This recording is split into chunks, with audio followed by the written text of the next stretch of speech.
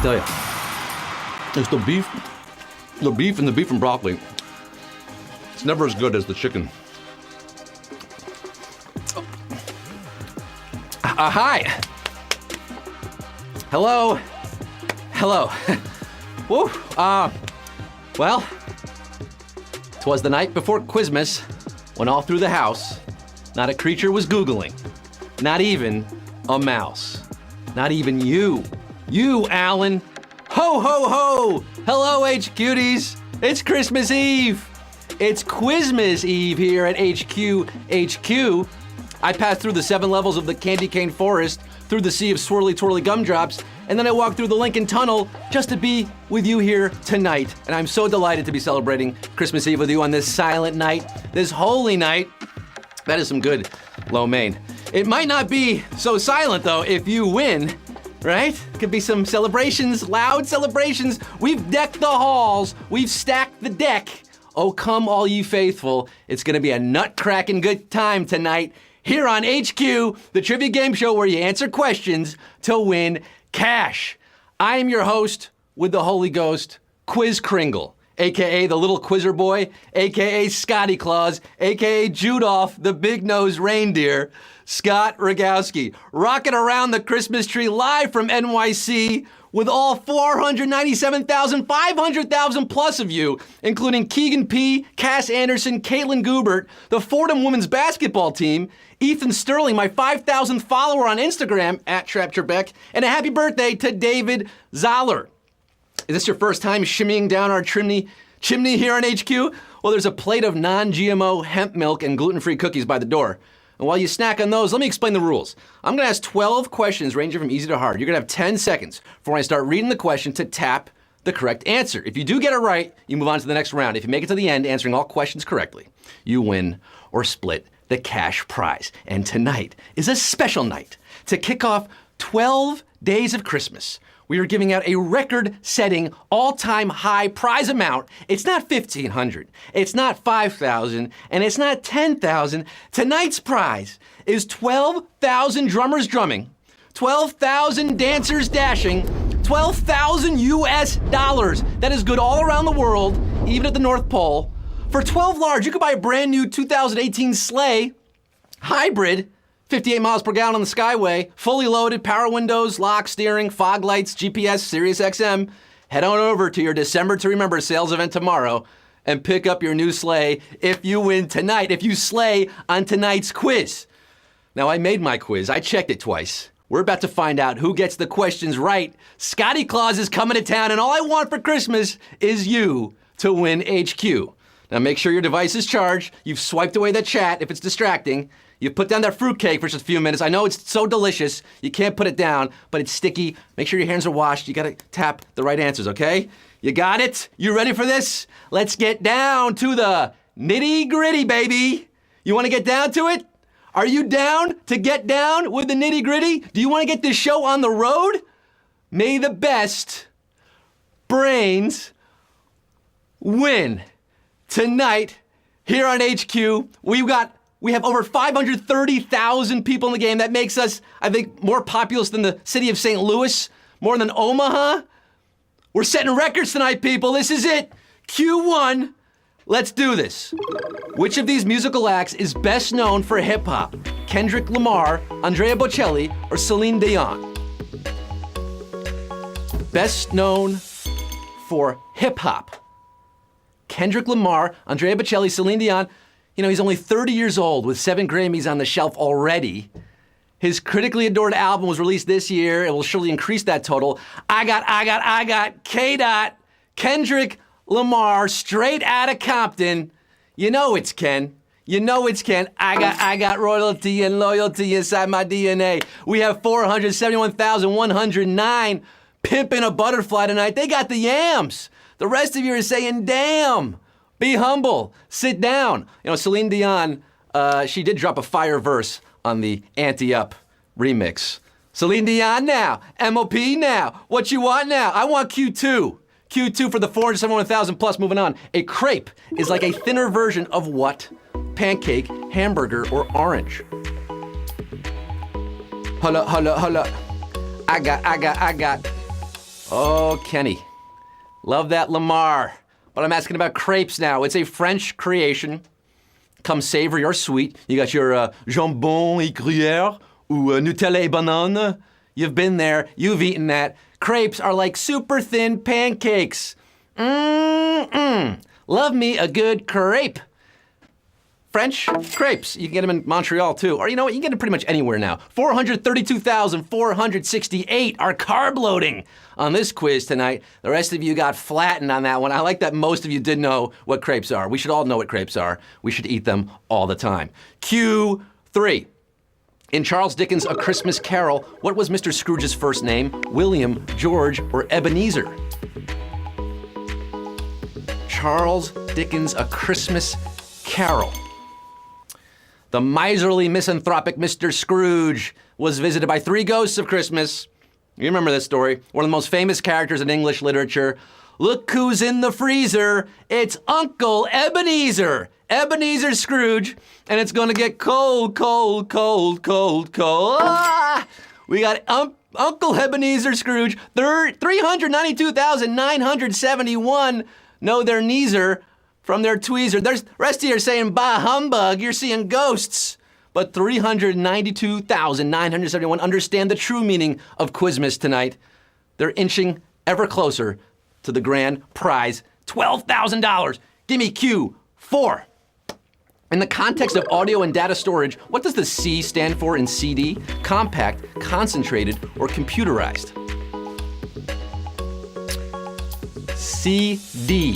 What does the C in CD stand for? When we're talking about music CDs, data CDs. CD was revolutionary in the 1980s, ushering in a world of digital music long before MP3s and Napster. I mean, now we're all streaming, and CDs have gone the way of most of the places that sold them, like shout out to Sam Goody, Coconuts, Tower Records. What does the C stand for? Compact and compact disc. That's right, CD is compact disc. Do you remember CDs? Is it like a foreign thing to you? Are you that young? 366,521 remember. The rest of you are scratched. You're skipping. Not to the next question. You're getting pulled out of the CD player and getting thrown away. Sorry about that, but we got Q5 for the rest of you skipping along. That vertical indent between your nose and your mouth is called what? Crestling, plinth, or philtrum? What do you call that indent right here between the nose, the upper lip, AKA medial cleft, AKA intranasal depression? It has pretty much no biological use for humans. Although Angelina Jolie does have a very nice one. James Earl Jones has a very large one. The Greek translation of the word means love charm. It is a philtrum. Philtrum is that little space right here. Mine's covered up right now by my mustache. But that's your philtrum, and we have 238,616 H cuties entering the fill zone, but almost 100,000 got curved on that one. You're out. Hit the bricks. Come back tomorrow. You can still enjoy your Christmas, right? Go back to your fruitcake, your figgy pudding. 238,616, they got Q6, the halfway mark. Which of these companies has not owned a majority of consumer products manufacturer Braun? Procter & Gamble, InBev, or Gillette? Not owned a majority of Braun. Do you know Braun? They make the shavers and the Oral-B toothbrushes and, a lot of beauty care and grooming products. They've been bought and sold, chopped up over the years since they were founded in 1921. From 1984 to 2007, they were a wholly owned subsidiary of Gillette, the best a man can get. Now they're a subsidiary of Procter & Gamble, which bought Gillette. InBev, however, they bought Anheuser-Busch, but they never touched Braun. InBev is your answer because they were never an owner of Braun. InBev 141,531. Well, you knew it. You're feeling brawny and brainy. The rest of you got shaved off the quiz tonight here at Q6, but 141,531 are left as we head past the halfway mark to Q7. The logo of which major fashion label features a mythological villain? Giorgio Armani, Versace, or Hermes? Giorgio, Versace, or Hermes? Do you know this one? Do you own any of this? If you win tonight's quiz, you could probably buy a lot of this brand because it's expensive. The villain in question is a woman with snakes coming out her head. Snakes on a brain. Her name? Medusa, the fashion label using her in its logo? Versace, Versace, Versace, Versace, Versace, Versace. Yes, Versace, Versace, not Gucci Gang, Gucci Gang, Gucci Gang. 69,092 are feeling Migos, feeling like Perseus, straight slaying tonight. The rest of you on that one turning to stone, but 69,092 got it right. We are moving on here to Q8 on this evening. Which of these shows includes an element of time travel? Repeat offender, The Child in Time, or Life on Mars? Repeat offender, The Child in Time, Life on Mars. Well, it was airing on the BBC from 2006 to 2007. When British detective gets hit by a car, does he go into a coma or does he go back in time? That's the premise of this show. Take a look at the lawman beating up the wrong guy. Oh man, wonder if he'll ever know. He's in the best-selling show. Is there life on Mars? There is life on Mars. If you got this one right, 26,798 if you did. Yes, it was named after the David Bowie song. We did lose 37,000 plus of you on that one, but 26,798. The Spiders from Mars and Ziggy Stardust going straight for the stars here tonight on Q9. Which of these American cities is closest in latitude to Bermuda? Savannah, Georgia, Miami, Florida, or New Orleans, Louisiana? Which of these American cities is closest in latitude to Bermuda? Bermuda, Bahama, come on, pretty mama. Bermuda is 32 degrees north of the equator, and if you extend that latitudinal line west, or I guess west, whichever way west is, I don't know, you're gonna hit the Georgia coast, right around America's most haunted city, Savannah, Georgia. I do declare the answer is Savannah, and 13,311 have Georgia on their mind and money on their mind. The rest of you changing your latitude from happy to sad because you got out here. But 13,311 got Q10 coming their way. Who of these was not a key figure in the Iran-Contra affair? John Poindexter, James Baker, or Manuchar Ghorbanifar? The Iran-Contra affair. This might be way before your time, but if your dad or mom are playing tonight, grandma, grandpa are playing, they're gonna help you with this one. John Poindexter was the national security advisor under Ronald Reagan during this scandal in the 80s. He was convicted of multiple felonies in April 1990, and then of course he got away scot-free, because that's how it happened, he got appealed. But he was involved with the transfer of weapons to Iran. Ghorbanifar was the arms dealer. He was also involved. However, James Baker was in Reagan's administration as chief of staff, but he resigned in 1985 to become the Treasury Secretary. He was not involved, not implicated in the Iran-Contra affair. James Baker is your answer. And ooh, we got a brutal question there, 4,469. Got it right, but we lost almost 10,000 HQs there at Q10. Ouchie wowie. 4,469 remain. 2 questions remain here. It's a lot of players left. Could have some splitsies, but these last couple questions could be savage. Q11, which of these chemicals is not used in dry cleaning? Perchloric acid, liquid silicone, or glycol ethers? You ever wonder what goes into dry cleaning? You did, didn't you? Well, now you're gonna find out. It's not quite so dry. It's not cut and dry either. They actually soaked the clothes in a solvent, made different chemicals. Maybe you heard about a perc chemical that was banned in California in 2007 after being identified as a carcinogen. Well, the ban doesn't start until 23, and the perc in question is perchloroethylene, not perchloric acid. Very different. Perchloric acid is highly corrosive and not used.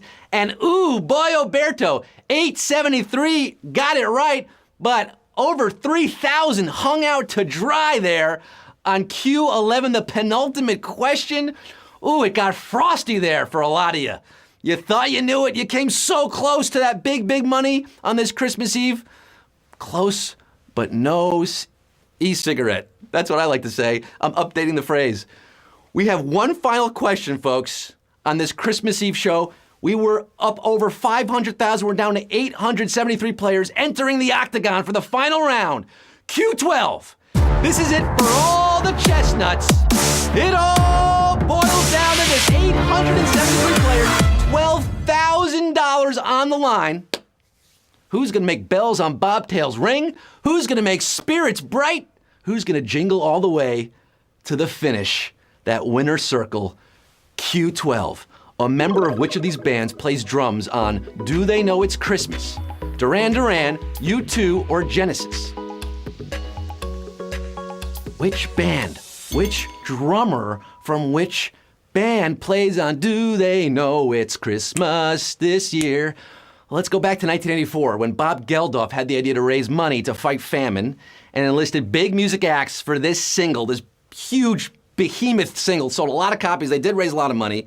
They had the voices of Boy George, Paul McCartney, David Bowie, Bono, Sting, and Phil Collins from Genesis. But only one of those performed double duty on the drums, those skins.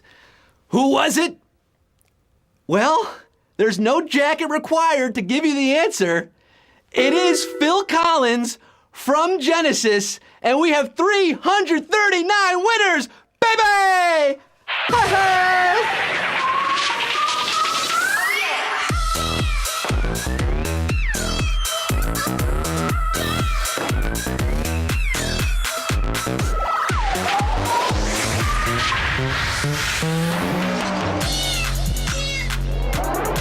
Joy to the world and joy to the 339 winners tonight on this Big Money Sunday Christmas Eve show. You're all taking home $35.40 frankincense here on your Sunday night. You can spike a few nogs with that money. Congratulations, guys, all 339 of you. A little Christmas cheer coming your way, a little Christmas bonus.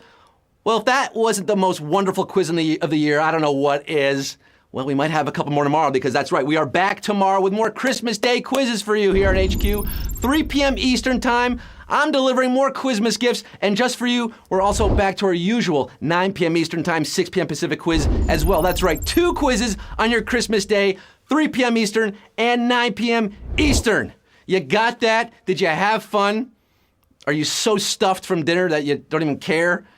Well, come back tomorrow, maybe do some exercise in the morning, open your gifts, enjoy your Christmas Day, and I'll be seeing you tomorrow, guys. Until then, this is Scott signing off saying, I just like to smile. Smiling's my favorite. Merry Christmas to all, and to all a good night. Back to my Chinese food now.